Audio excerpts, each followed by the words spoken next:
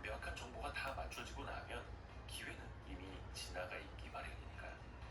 결국 이기는 사람은 사후에 모든 걸 다 알고 해석하는 사람이 아니라 불확실성 속에서도 판단과 실행을 멈추지 않는 사람입니다. 성공 예감 이대호입니다. 시작합니다.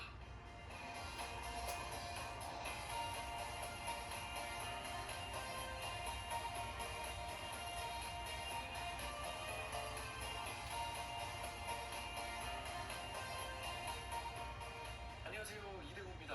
7월 2일 목요일이죠. 요일 감각이 좀 없어져가지고. 네, 김성림 님이 대호 기자님 오프닝 듣는 맛에 라디오 들으러 콩으로 들어옵니다. 감사합니다. 오늘도 함께 해주셔서.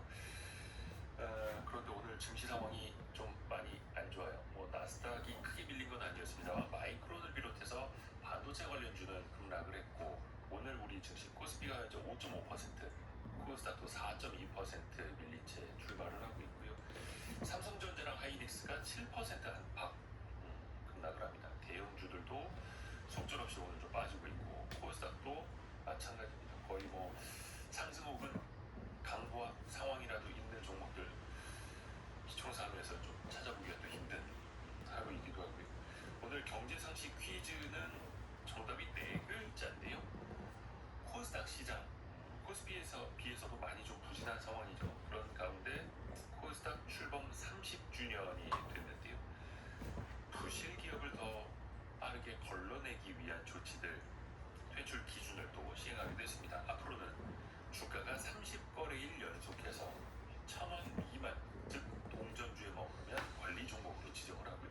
그 이후에도 90거래일 중에서 45거래일 연속으로 주가가 1,000원도 안 되면 아예 시장 밖으로 내보낸다고 합니다.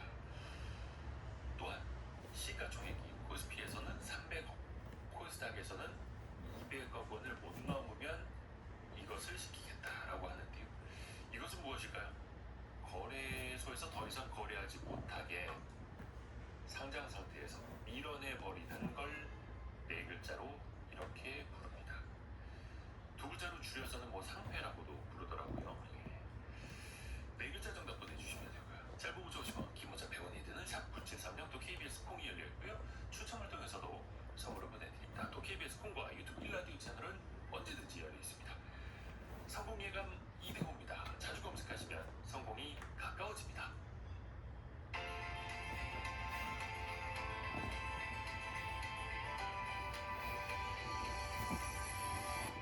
KBS 1라디오 성공 예감 이대호입니다.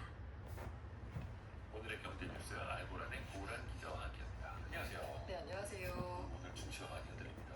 네, 어제 미국 증시 상황이 조금 안 좋았습니다. 인공지능 관련 반도체 종목의 매도세가 이어지면서 약세 마감했는데요. 사실 지수 자체만 놓고 보면 그렇게 크게 떨어지진 않았어요. 다우가 0.03, S&P 500이 0.2, 나스닥이 0.66% 하락했습니다. 그런데 왜 우리 증시 충격이 이렇게 크냐? 역시나 반도체 주가 급락했는데요. 대표적으로 마이크론, 여기가 10% 넘게 급락했습니다. 샌디스크도 낙폭이 10% 넘었고요. 이러다 보니까 우리 기업들 오늘 뭔가 많이 시장이 상당히 안 좋은 상황입니다. 지금 8,000선 내줬고요. 7,800선까지 코스피 지수 밀렸습니다. 한편 어제 케빈 허시비 연준 의장이 어제 연설했었는데요. FOMC 기자회견 이후에 처음으로 공식석상에 등장한 자리라서 다들 무슨 얘기할까 궁금했었거든요. 근데 최근 미국의 인플레이션 위험이 낮아졌으며 기대 인플레도 내려간 상황이다라고 진단했습니다. 다만 통화 정책에 대한 예단을 경계하면서 포워드 가이던스, 이게 연준이 미리 우리 앞으로 이런 방향으로 갈 거야 라는 선제 안내 제도라고 볼 수 있거든요. 이거 폐지하겠다라고 기자회견에서 얘기했는데 이 방침을 거듭 확인했습니다. 힌트를 주지 않을 거야. 이런 얘기지. 일단 우리 증시 오늘은 외국인이 많이 팔고 있고 기존에도 계속 많이 팔고 있었습니다만 현재 연기금은 한 570억 정도 준 매수 상태이긴 한데 시장이 좀 흔들릴 때여서 그런지 모르겠지만 국민연금의 자산 배분, 그러니까 리밸런싱이죠. 우리 주식 비중 많이 올라서 좀 팔아야 되는, 덜어내야 하는 상황. 걱정이 더 커진 것 같아요. 네, 맞아요. 시장이 안 좋을 때 이런 어쨌든 이게 예정된 일정이었거든요. 근데 하필 시장 상황이랑 겹치면서 더 우려감이 큰 것 같습니다. 어제 보자면 연기금이 코스피에서 2,179억 원치 순매도했습니다. 이게 투자자별 매매 동향이라고 해서요. 각 투자자별로 어떤 국민연금이라고 해서 따로 분류되어 있지는 않습니다. 네. 그냥 연기금이라고 돼 있는데 그 연기금의 대부분은 국민연금이다라고 우리가 이제 생각을 하는 거죠. 뭐 지방자치단체 자금도 좀 있고 다른 공제자금. 기금들도 있습니다. 뭐 사업연금, 뭐 공무원연금 등등. 근데 뭐 국민연금 비중이 압도적으로 크니까. 네, 맞습니다. 그래서 이게 어제 국민연금 리밸런싱 문양으로 분석을 합니다. 리밸런싱 유예기간이었던 지난달 하루 평균 연기금의 순매도 규모가 1,117억 원이었거든요. 그러니까 100%도 2배 가까이 이제 늘어난 수준입니다.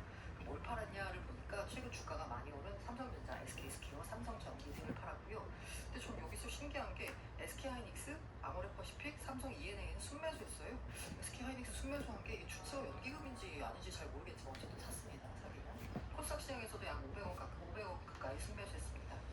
국민연금은 올해 1월부터요 6월 말까지 한시적으로 적용했던 리밸런싱 유예 마무리하고 어제부터 국내 주식 비중 축소에 들어갔습니다.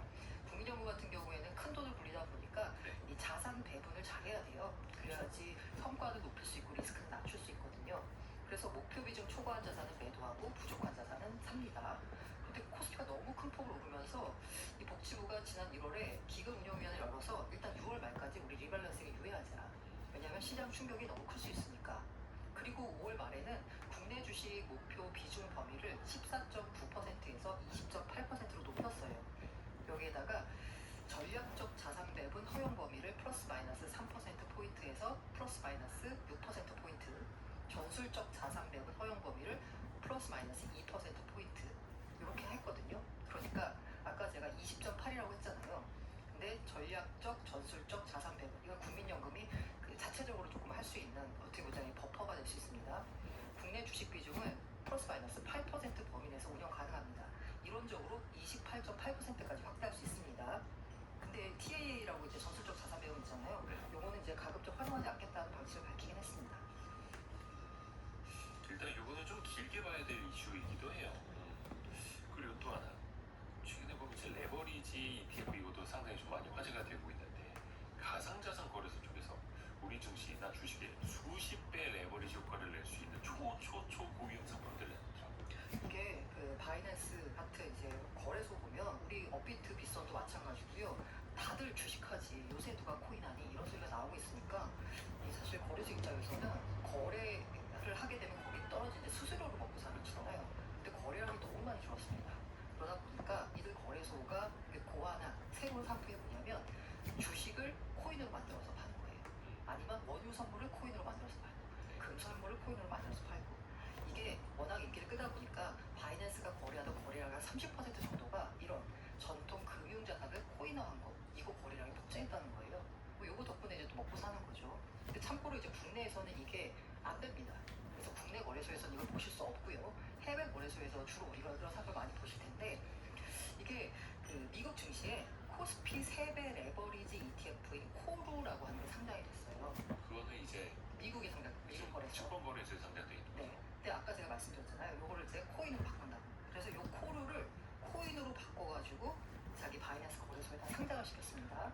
그런데 이게 실제로 기초자산 그거를 갖고 가는 게 아니라 그냥 가격만 따라가는 구조예요. 그리고 선물입니다. 그러다 보니까 배수를 쓸 수 있어요. 그래서 바이낸스에서는 50배 레버리지를 쓸 수 있습니다. 잠시만 3배짜리에 50배요. 네. 곱하기 하면 150배. 까지 쓸 수 있는 거예요. 그러니까 코스피 지수가 1%만 움직이면 150%를 먹을 수 있습니다. 1500%. 1%보다 더 훨씬 큰 거잖아요.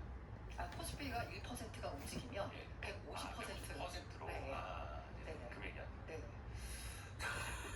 이게 상상 초월이에요. 네, 맞습니다. 근데 반대로 생각하시면 1%가 떨어지면 어떻게 되나요? 그냥 그렇죠. 사라집니다. 네, 날아가요, 그냥 돈이. 근데 그러면 1% 떨어도 150% 1%가 떨어지는 게 아니라 날아가는 게 아니겠는데. 만약에 거기에 증거금이 더 들어가 있으면 네, 그냥 뭐 더 채워놔야 될 그렇죠. 근데 그냥 청산된다고 보시면 돼요. 1% 떨어지기 전에 청산된다고 보시면 됩니다. 그러네요. 네네. 그래서 이런 거를 그렇게 내놓는다라는 건 네. 여러분 이렇게 해서 이걸로 참 안정적으로 수익을 내고 부자 되세요가 아니라 아니에요. 네. 우리 거래소가 네. 당신네들 상대로 거래 많이 시켜서 돈을 벌겠어요 네, 이거잖아요. 맞아요. 근데 이게 원래 있던 상품들이에요. 예를 들어 비트코인은 100배 레버리지까지 됩니다. 네. 그리고 뭐 이더리움 같은 것도 50배 레버리지 이렇게 할 수 있는데 지금 이게 눈길을 끄는 건 뭐냐면 기존 전통 시장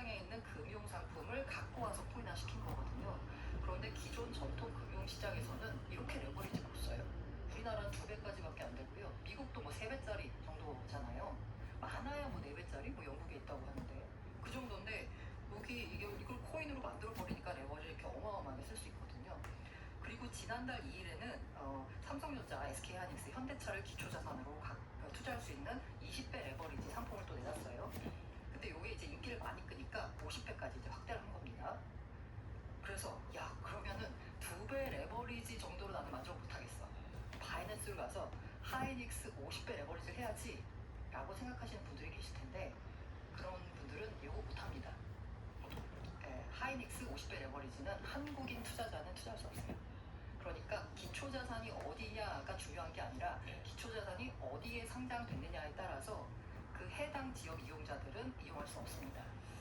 그런데 아까 코르 같은 경우는 우리나라 어차피 주식이 기초자산이지만 미국에 상장된 거잖아요. 그래서 국내 투자자들도 투자할 수 있습니다. 그런데 바이낸스만 그런 게 아니라요. 바이비트, OKX 이런 것들도 다 비슷한 상품을 상장하고 있어요. 해외 가상자산 거래소. 네 맞습니다. 근데 국내 가상자산 거래소들은 이런 거 만들어서 상장 못 시키고. 네 맞아요. 어떻게 보면 규제 공백이네요. 그럴 수 네 그렇죠. 이게 모두 국내 법령에 따른 투자자 보호 받기 어려운 해외 사업자라서요. 이게 약간 지금 현재 시장의 우려점으로 떠오르고 있습니다. 이게 해외 뭐 ETF 설계하는 사람들이나 이런 가상자산 거래소 사람들 얘기 들어보면 이 한국인의 도박성, 투기 심리를 정확히 꿰뚫고 이용하려고 하는 거예요. 와 저기 가면 돈 된다. 한국 사람들 도박성 장난 아니다. 3배짜리 10배짜리 만들어서 장사하자. 그럼 누가 돈을 벌겠습니까? 그 사람들이 돈. 그래서 봤더니 레버리지 ETF의 운용 규모가 2배가 늘었대요. 3개월 사이에. 그렇죠. 그런데 그 미국에서 상장된 레버리지 ETF를 봤더니 다 우리 서학개미가 좋아하는 종목들이에요. 남의 좋은 일 시키는 거고. 오늘 2부에서 돈줄 상담소 있는 시간인데 과거 비투 하나의 종목에 몰빵을 했다가 개인 회생을 겪고 계신 분의 사연이 있거든요. 오늘 2부 때도 좀 진지하게 들어주시면 좋을 것 같고 오늘은 코스피에서는 이제 매도 사이드카가 나왔습니다. 현재 6.4% 밀리고 있고 코스피 200은 6.8% 밀리고 있고 코스닥은 5.4% 떨어지고 있고 이런 상황이고 또 얼마 전에 3대 메가 프로젝트 정보와 삼성전자, 하이닉스가 같이 또 발표를 했잖아요.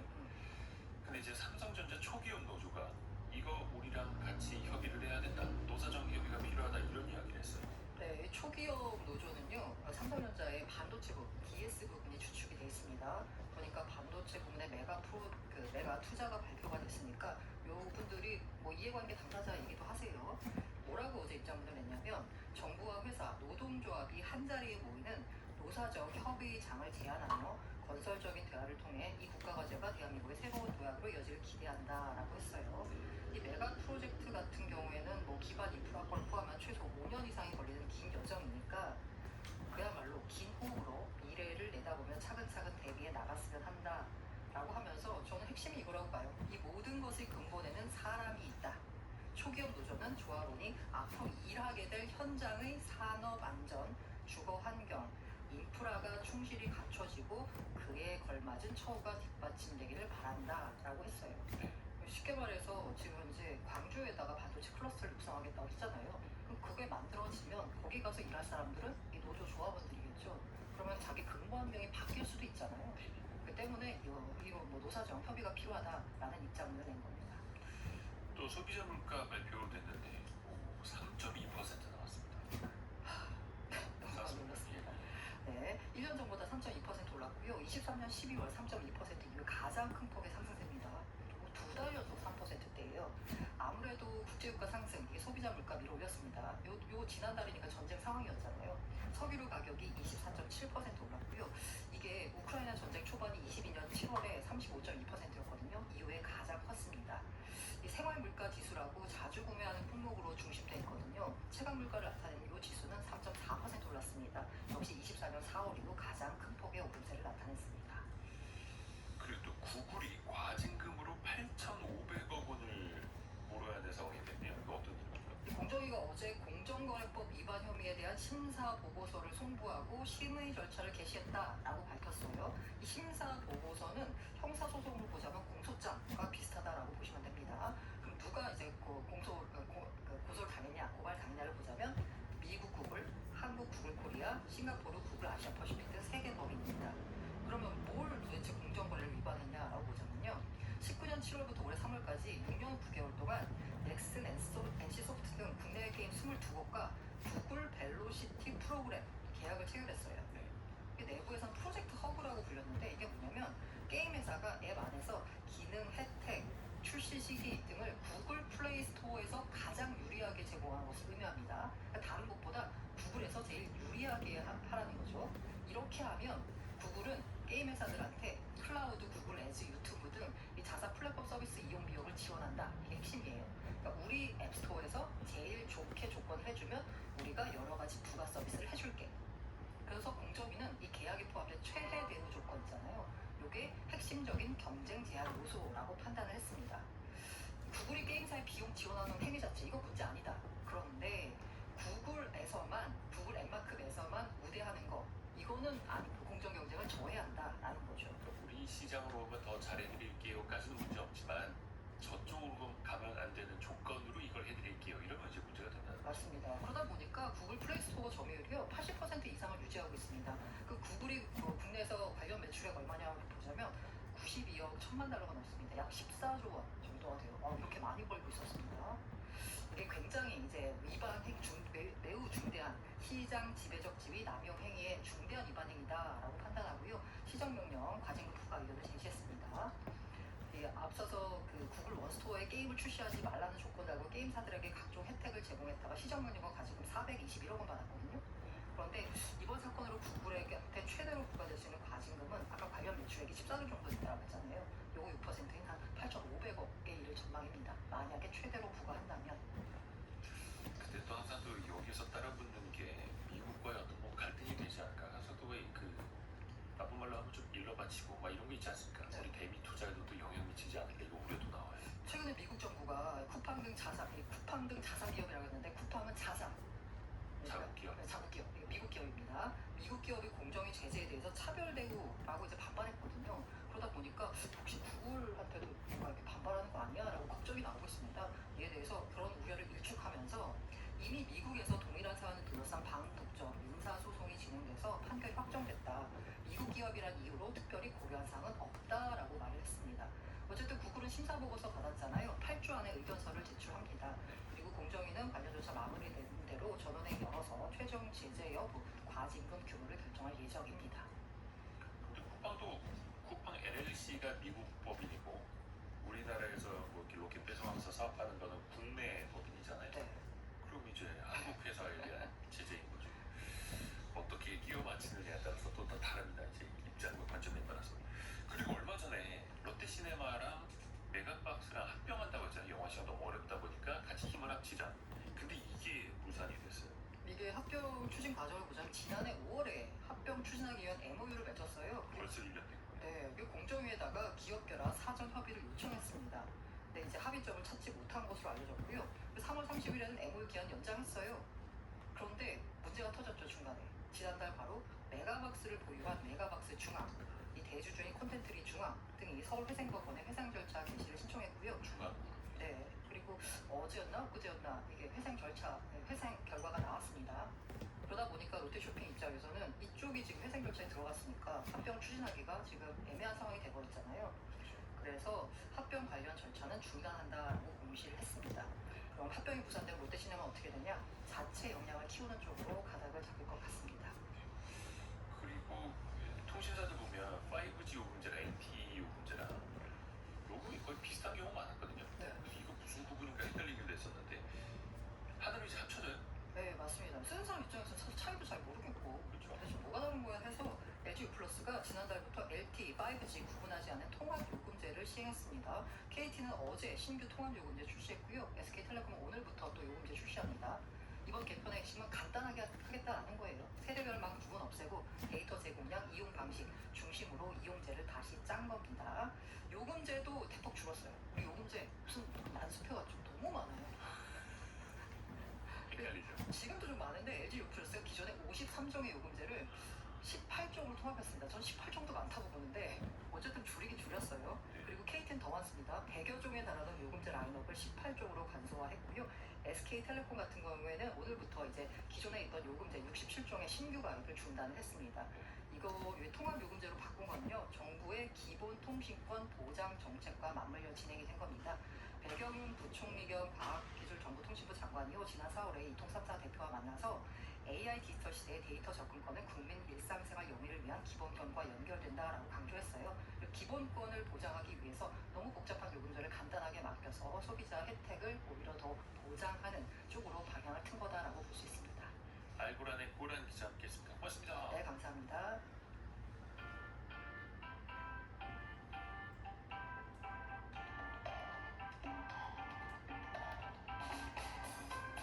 지금 여러분께서는 KBS 일라디오 성공예감 2대호입니다를 듣고 계십니다. 프로그램에 참여하신 청취자 여러분께는 추첨을 통해 아름다운 식탁 창조 주비푸드에서 뿌리 담은 리얼 생와사비를, 쉽고 빠른 판촉물 제작 시너지 기프트에서 고속 충전 마우스패드를, 그리고 성공예감에서 준비한 커피 쿠폰을 보내드립니다. 당첨자는 성공예감 2대호입니다 홈페이지에서 확인하세요.